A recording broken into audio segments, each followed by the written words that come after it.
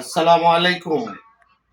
নির্যাতিত মোটর শ্রমিক একতা ঐক্য সমগ্র বাংলাদেশ নীলফামারী জেলা সাংস্কৃতিক সম্পাদক আমি মাহমুদুল হাসান অতি আনন্দের সঙ্গে জানাচ্ছি যে আজকে আমাদের মিটিং হয়েছে।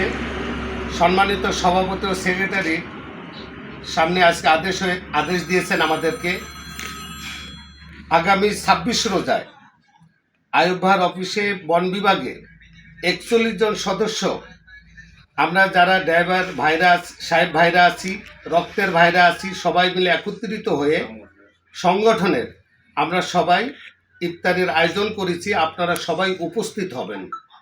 অনুরোধ, এই সংগঠন নির্যাতিত মোটর শ্রমিক একতা ঐক্য সমগ্র বাংলাদেশ, এই সংগঠনটা শক্তিশালী সংগঠন। আজকের যে মিটিং হয়েছে, আজকের মিটিংয়ে সবাই নীরবতা পালন করছে, এর জন্য আমি সবাইকে ধন্যবাদ জানাই। আমি নিজেও নীরবতা ছিলাম। এ বলে শেষ করছি। মাহমুদুল হাসান, সাংস্কৃতিক সম্পাদক, নীলফামারী জেলা। আসসালামু আলাইকুম।